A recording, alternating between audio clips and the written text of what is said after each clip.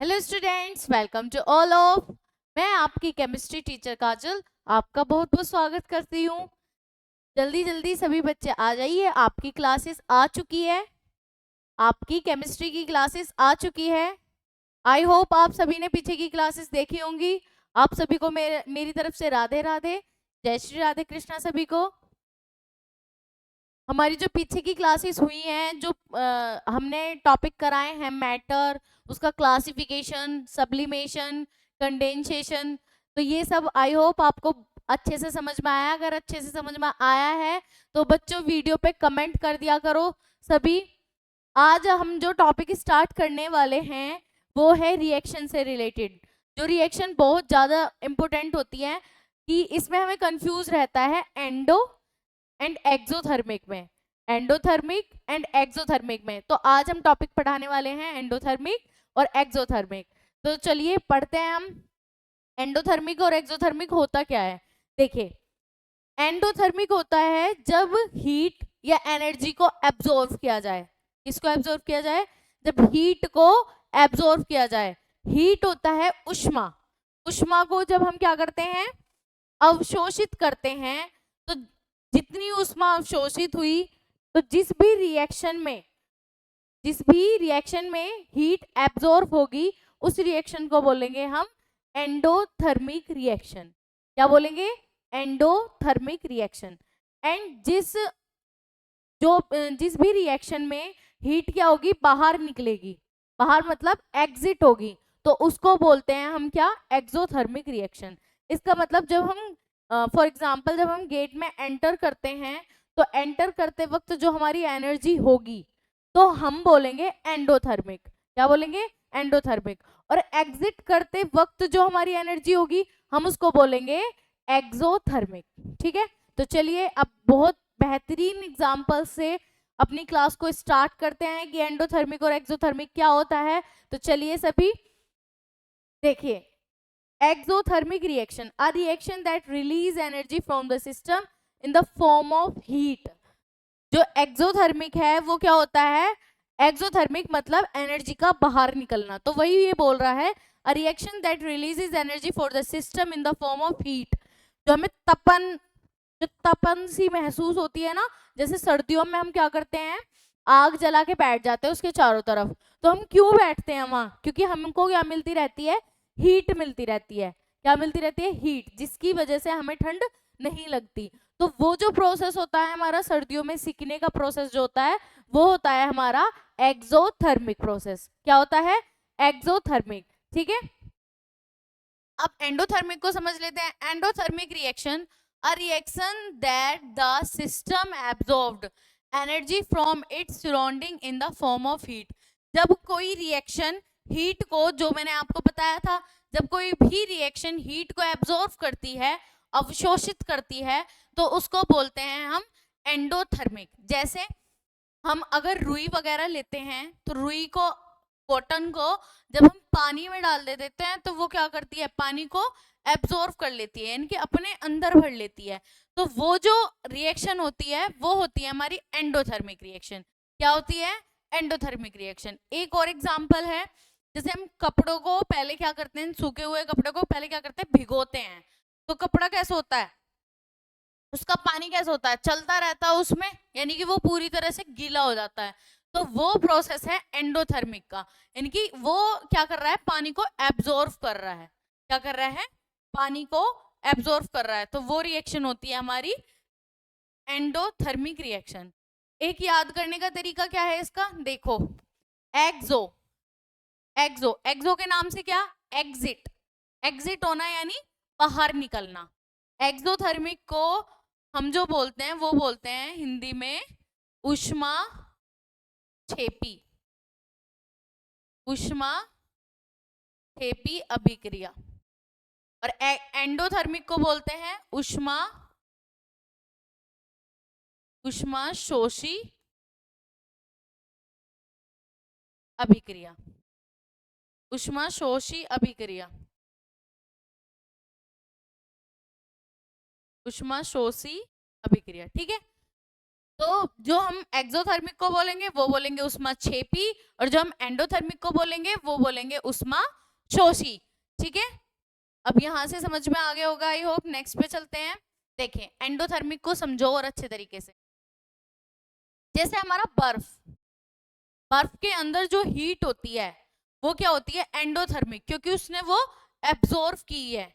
आपको पता भी होगा कि इतना तो आग से ज्यादा तपन नहीं होती, लेकिन अगर हम बर्फ के टुकड़े को अपने हाथ पे थोड़ी देर रखें, जो उसकी वजह से हमें तपन महसूस होती है, हीट महसूस होती है, वो आग से भी ज्यादा होती है, बहुत ज्यादा टेम्परेचर की होती है। ठीक है, तो endothermic reaction is any chemical reaction that absorb heat from its environment. ये क्या करता है, एब्जॉर्ब करता है हीट को एनवायरनमेंट से, जो हमारे चारों तरफ का वातावरण है वहां से क्या करता है, हीट को क्या करता है, अवशोषित करता है, उष्मा को अवशोषित करता है। तो इसको बोलते हैं हम एंडोथर्मिक। ठीक है, endothermic reaction are chemical reaction in which the reactant absorb heat energy from the surrounding to form the product. वही कि एंडोथर्मिक रिएक्शन वो केमिकल रिएक्शन है जो क्या करती है, बाहर के वातावरण से, बाहर के एनवायरनमेंट से हीट एनर्जी को एब्जॉर्ब करती है, हीट एनर्जी को क्या करती है, अवशोषित करती है। Endothermic reaction example, one of the most common endothermic reaction is the melting of ice. जो आइस का मेल्टिंग होता है वो किसके कारण होता है, एंडोथर्मिक के कारण होता है। किसके कारण होता है, एंडोथर्मिक का, यानी कि इसका मेल्ट होना, इस आइस का मेल्ट होना क्या होता है, प्रोसेस एंडोथर्मिक। क्योंकि ये क्या करता है, जब मेल्ट होता है, जैसे हमने आइस ली, आइस को क्या कर दिया, बाहर रख दिया, क्या कर दिया, बाहर रख दिया। जब हमने इसको बाहर रख दिया तो बाहर का वातावरण क्या करेगा, इसको हीट देगा।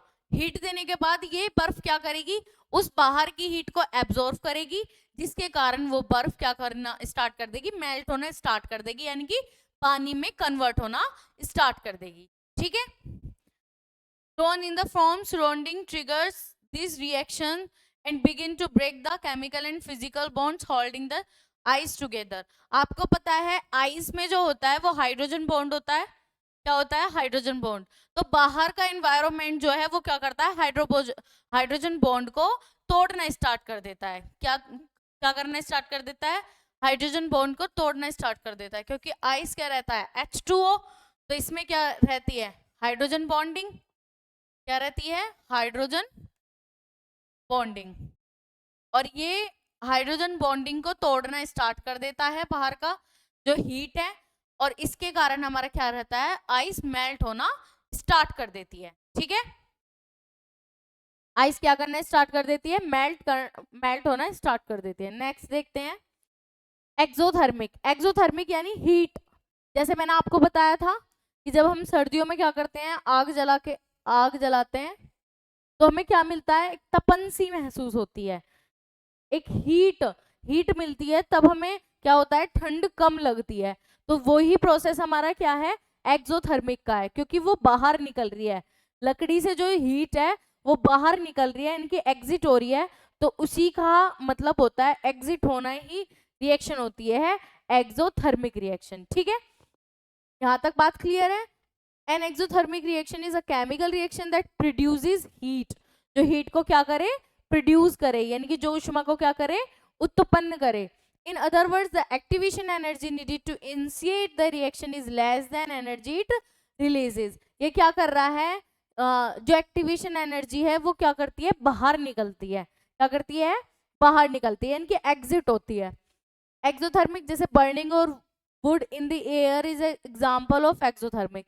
वही जो है लकड़ी का जलना, या जो हम गैस पे क्या करते हैं, पानी को बॉईल करते हैं, तो गैस स्टोव को ऑन करते हैं, ऑन करने के बाद क्या होती है, वो हीट निकलती है, जिससे वो टेम्परेचर पानी को उबालता है। तो वो क्या है, exothermic reaction. Wood reacts with oxygen in the air to form mostly carbon dioxide and water vapour. तो वुड क्या करती है, रिएक्ट करती है किससे, ऑक्सीजन से। जो क्या ऑक्सीजन क्या होती है, ऑक्सीजन में क्या होती है, ऑक्सीजन में नमी होती है, क्या होती है, नमी। तो इसकी हीट जो है वो नमी को क्या करती है, उसके साथ रिएक्शन करती है, जिससे कार्बन डाइऑक्साइड और वाटर वेपर बाहर निकलती है। ठीक है, नेक्स्ट देखते हैं ये डिफरेंस है। ये क्या है? Reaction in which heat is released along the formation of product are called exothermic। ये क्या कह रहा है? जिसमें हीट रिलीज्ड होती है, क्या करती है? हीट रिलीज होती है, इनकी हमें कोई क्या मिलता है? हीट रिलीज होने के बाद कोई प्रोडक्ट मिलता है, तो उसको बोलते हैं हम क्या? Exothermic. Reaction in which energy is absorbed is known as endothermic. जब क्या हो? वो रिएक्शन जिसमें हीट एब्जॉर्ब हो उसे बोलते हैं endothermic. For example quick lime reacts vigorously quick lime reacts vigorously with water releasing a large amount of heat। जब कैल्शियम ऑक्साइड किससे रिएक्शन करता है? क्विक लाइम बोलते हैं हम किसको? कैल्शियम ऑक्साइड को। जब ये हमारा किससे करता है? वाटर से करता है, तो हमारा क्या बनता है? CaOH का होल ट्वाइस, यानी कि कैल्शियम हाइड्रोक्साइड बनता है। क्या बनता है? Calcium hydroxide. और क्या निकलती है उससे? हीट बाहर निकलती है। इस तरह की रिएक्शंस में हम पहचान सकते हैं। देखो यहाँ पे अगर हीट की जगह क्या हो, कैलोरी वगैरह हो या कुछ भी 2.5 अगर ऐसी कुछ भी आ जाए, तो वो रिएक्शन जो प्रोडक्ट में जाके ऐड हो, यानी कि रिएक्टेंट हो, रिएक्टेंट यानी अभिकारक क्रिया कर रहे हो, और उत्पाद में जाके क्या हो? हीट ऐड हो, इसका मतलब वो प्रोडक्ट के साथ हीट निकल रही है, इसका मतलब वो रिएक्शन क्या है? एक्सोथर्मिक। और जब यहाँ क्या होता है? माइनस हो, क्या हो? माइनस हो, तो वो होती है एंडोथर्मिक रिएक्शन। क्योंकि वो क्या करती है? माइनस क्या होती है? इधर जाके कोई चीज माइनस हुई, इसका मतलब क्या है? अभिकारक में वो चीज प्लस है, इसका मतलब क्या? वो हीट को एब्जॉर्ब कर रही है, यानी कि हीट को क्या कर रही है? वो अवशोषित कर रही है, तो वो एंडोथर्मिक की हो जाएगी। Product have more energy than reactants. ये क्या कह रहा है? जो प्रोडक्ट में होती है एनर्जी, वो रिएक्टेंट से ज्यादा होती है। इसका मतलब जो हमारा उत्पाद बनता है, तो एनर्जी क्या होगी? पहले रिएक्टेंट की, यानी कि अभिकारक की जो क्रिया कर रहे हैं रिएक्टेंट उन्हें बोलते हैं, तो उनकी रिएक्शन, उनकी एनर्जी कैसी होगी? कम होगी। जब वो आपस में रिएक्शंस कर लेते हैं, उसके बाद जो प्रोडक्ट बनता है, तो प्रोडक्ट की एनर्जी किससे ज्यादा होती है? किससे ज्यादा होती है? रिएक्टेंट से ज्यादा होती है। इस वजह से वो एनर्जी बाहर रिलीज होती है, यही इसमें लिखा है। Next, product have more energy than reactants. ये कह रहा है product have more energy than reactants, ये भी यही लिखा है सेम। अब देखिए, हॉटर देन सराउंडिंग, ये क्या कर रहा है? ये बाहर निकल रहा है, इसका मतलब ये कौन सी एनर्जी है? एक्सोथर्मिक। एक्सोथर्मिक की है, और ये क्या कर रहा है? ये अंदर अंदर हो रहा है ये प्रोसेस, यानी कि ये हीट को एब्जॉर्ब कर रहा है, तो ये है एंडोथर्मिक। आई होप ये क्लियर है बात। अब यहाँ देख लिए, ये एग्जांपल्स किसके हैं? एंडोथर्मिक के। Endothermic reaction feel called because they absorb heat from the environment. ये क्या कर रहा है? एंडोथर्मिक हीट को एब्जॉर्ब कर रहा है। जैसे हमारा डिसॉल्विंग सॉल्ट इन वाटर है, जब हम क्या करते हैं? नमक को पानी में घोलते हैं, तो वो क्या करता है?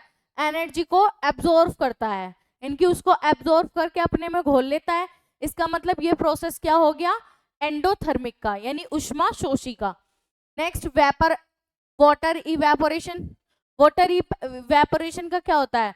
जब वेपराइज्ड होता है और बादल क्या करते हैं? उस वेपरेशन को, यानी कि वो जो ह्यूमिडिटी वाली वेपर है, उसको क्या करते हैं? खाली बादल यानी कि गर्म हवा क्या करती है? उसको एब्जॉर्ब करती है। उसके पास जितनी खाली जगह होगी, वो उतनी ही ज्यादा इवेपोरेशन को एब्जॉर्ब करेगा। तो यही प्रोसेस क्या होता है? एंडोथर्मिक। यही प्रोसेस क्या होता है? उष्मा शोषी। ठीक है। कुकिंग एन एग, जब हम क्या करते हैं? उसको पकाते हैं, हम एग को पकाते हैं, तो क्या होता है? वो हीट को एब्जॉर्ब करता है, तभी तो वो पकता है। तो वो हमारा क्या हो जाएगा? देखिए, जब हम सब्जी पकाते हैं या कुछ भी चीज पकाते हैं, तो पहले पकाते वक्त जो वो हीट एब्जॉर्ब कर रही है चीज और वो पक रही है, तब तो होती है एंडोथर्मिक। और जब वो पकने के बाद उसमें से हीट निकलती है, यानी कि गर्म चीज में से बाहर निकलती है हीट, तो वो होती है एंडोथर्मिक। ठीक है। अब बेकिंग ब्रेड को बनाना, ये भी एंडोथर्मिक है। फोटोसिंथेसिस, इसका मतलब क्या? जब हमारे क्या होती है? फोटोसिंथेसिस, यानी प्रकाश संश्लेषण रिएक्शन होती है, प्रकाश संश्लेषण अभिक्रिया होती है। तो क्या लीफ वगैरह क्या करती हैं? अपने तरफ एब्जॉर्ब करती हैं CO2 को। जब वो एब्जॉर्ब करेंगी तो वो क्या करेगा, वो प्रोसेस होता है हमारा क्या, फोटोसिंथेसिस का। इसका मतलब एंडोथर्मिक का। वो एब्जॉर्ब कर रही हैं, क्या कर रही हैं, एब्जॉर्ब कर रही है, ठीक है, यानी अवशोषित कर रही है। नेक्स्ट देखिए, इसमें एंडोथर्मिक का भी है और एक्सोथर्मिक का है। वैसे तो ये टमाटर का पेड़ है, टमाटर बहुत महंगे हो रहे हैं तो इस कारण ही हो रहे हैं एंडोथर्मिक, और एक्सोथर्मिक जो रिएक्शंस है शायद वो कम हो रही है अब, बारिश के कारण इनकी जड़ें गल रही हैं।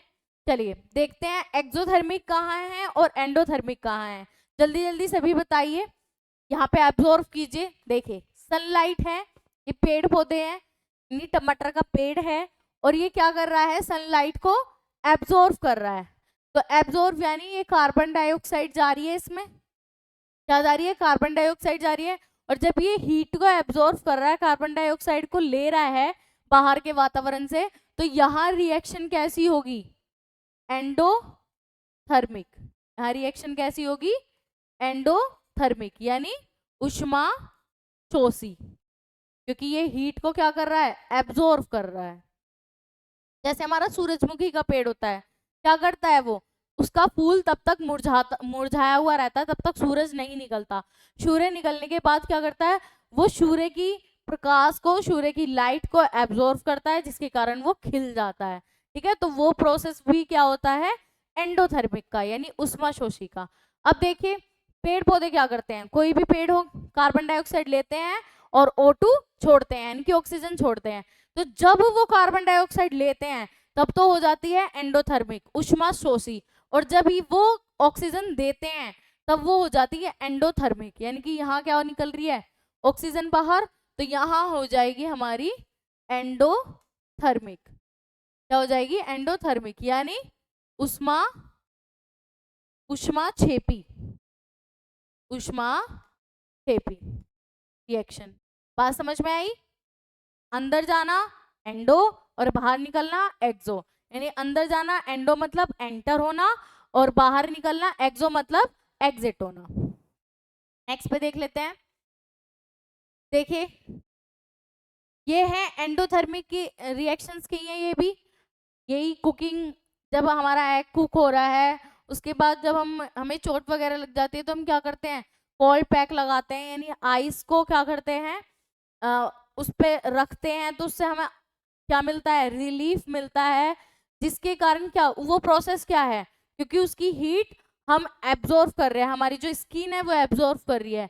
नाउ यहाँ देखो फोटोसिंथेसिस भी एग्जांपल किसका है, एंडोथर्मिक का है, कार्बन डाइऑक्साइड जा रही है जब, और वाटर क्या करते हैं, जब हम पेड़ पौधों को वाटर देते हैं तो वो पानी कहाँ चला जाता है, उस पानी को वो अपनी तरफ लेते ही तो हैं, उसको अपनी तरफ खींचते ही तो हैं। इसका मतलब अपनी तरफ खींचने का मतलब क्या हो गया, वो उसको अपनी तरफ एब्जॉर्ब करते हैं, यानी अवशोषित करते हैं। नेक्स्ट एग्जांपल, ये इवेपोरेशन ऑफ वाटर जो बताया था, ये क्या करता रहता है, जब इवेपोरेट होता रहता है तो वो ऊपर क्या करता रहता है, ऊपर अपनी तरफ क्या करता है, अवशोषित करता है, यानी कि क्या करता है, एब्जॉर्ब करता है हीट को। बेकिंग ब्रेड, जब हम ब्रेड को बनाते हैं तब भी हमारा एंडोथर्मिक का ही होता है। फ्राइंग एग्स, फोटोसिंथेसिस, वही एग्जांपल है ये। अब आ जाओ एक्सोथर्मिक के। एक्सोथर्मिक का तो आपको इजीली पता होगा, जब भी हम कोई रिएक्शन करते हैं, जैसे हमने कोई भी रिएक्शंस की, वाटर एंड एसिड लिया, मतलब एसिड को वाटर में मिला रहे हैं, तो उसके बाद क्या हो रहा है, वो रिएक्ट कर रहा है, इसका मतलब वो उससे गैस निकल रही है, और जब उससे गैस निकलती है बाहर, तो बाहर निकलने वाली गैस को हम क्या बोलते हैं कि ये एक्सोथर्मिक रिएक्शन है, क्योंकि उससे कुछ ना कुछ चीज बाहर निकलती है, तो उसको क्या बोलते हैं, एनर्जी बाहर निकल रही है, इसका मतलब हीट बाहर निकल रही है, तो उसको बोलेंगे हम क्या, एक्सोथर्मिक रिएक्शन। क्या बोलेंगे, एक्सोथर्मिक। नाउ कैंप फायर, यानी कि जब हम आग जलाते हैं तब भी हमारी एक्सोथर्मिक होती है। जब रस्टिंग, जब हम ताले को क्या करते हैं, खोलते हैं, तो तब भी हमारी क्या रहती है, exothermic. Nuclear fission, nuclear fission होता है नाभिक के विखंडन। नाभिक के विखंडन कैसे, कि जब नाभिक दो अलग अलग नाभिकों में टूटते हैं तो उसको बोलते हैं हम न्यूक्लियर फिजन, यानी कि नाभिक के विखंडन। तो वो भी रिएक्शंस कैसी होती हैं, वो रिएक्शंस सभी होती हैं एक्सोथर्मिक रिएक्शन, उष्माक्षेपी। उष्मा का बाहर निकलना, हीट का बाहर निकलना। फ्रीजिंग वाटर इनटू आइस, ये कह रहा है वाटर से जब आइस बनती है, वाटर से जब आइस बनती है तो तब तो होता है एक्सोथर्मिक, और जब आइस से वाटर बनती है तब होता है एंडोथर्मिक।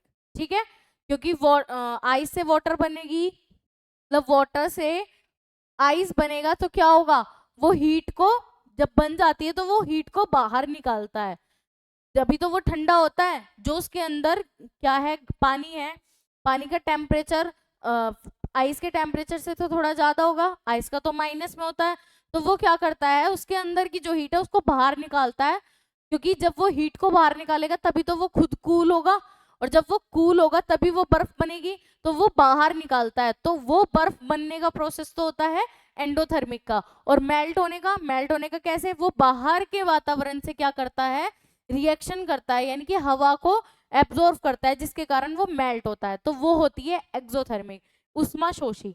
आई होप आपको ये सब बात क्लियर है। नेक्स्ट चलते हैं, ये वुड है, और वुड क्या कर रही है, ऑक्सीजन को ले रही है, ऑक्सीजन लेने के बाद क्या कर रही है, ये कार्बन डाइऑक्साइड और H2O में, यानी कार्बन डाइऑक्साइड और वाटर वेपर में बाहर निकल रही है, और हीट के साथ। तो ये किसकी रिएक्शन है, एक्सोथर्मिक की रिएक्शन है। किसकी रिएक्शन है, एक्सोथर्मिक की। आई होप यहां तक बात क्लियर है सभी को। आपको बहुत अच्छे तरीके से पढ़ाते जाएंगे, बस आप में लगन होनी चाहिए पढ़ने की, बस आप पढ़ते रहो हमारे साथ, आपको कंटेंट मिलता जाएगा। देखो एक्सोथर्मिक के फॉर्मेशन ऑफ स्नो, स्नो का क्या, स्नोफॉल, स्नोफॉल होना यानी वो बाहर निकाल रहा है, स्नोफॉल होना भी क्या कर रहा है, वो एक्सोथर्मिक यानी बाहर निकाल रहा है। बर्निंग कैंडल्स, कैंडल्स को हम जलाते हैं तो हमें क्या मिलती है, लाइट मिलती है, जब हमें लाइट मिलती है तो हमें हीट भी मिलती है, तो वो प्रोसेस क्या होता है एक्सोथर्मिक का। Burning would, gas burning in use, वही जो मैंने आपको बताया था, जब हम खाना पकाने के लिए गैस जलाते हैं तो तब क्या होती है, वो एक्सो होती है, इनकी बाहर निकलती है हीट, और जब क्या करती है, खाना पकने लगता है, इनकी हीट को एब्जॉर्ब करने लगता है पकने के लिए, तो वो होती है एंडोथर्मिक।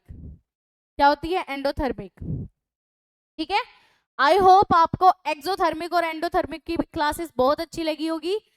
सभी बच्चे जरूर कमेंट कर दिया करो कि आपको क्लासेस कैसी लग रही हैं, ताकि हमें पता चले, हम अपने जो वर्ड्स में इम्प्रूवमेंट कर पाए, अपने प्रोसेस में जिस तरीके से हम पढ़ा रहे हैं, टीचिंग सेंस में हम इम्प्रूवमेंट करते रहें लगातार।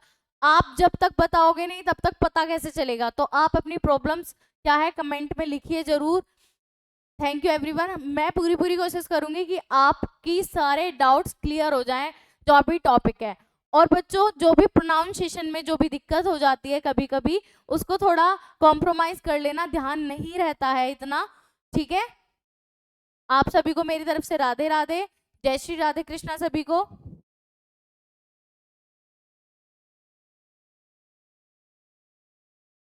थैंक यू एवरीवन, आप सभी क्लासेस को लगातार देखते रहिए, और वीडियो को लाइक करते रहिए, और चैनल को सब्सक्राइब करते रहिए।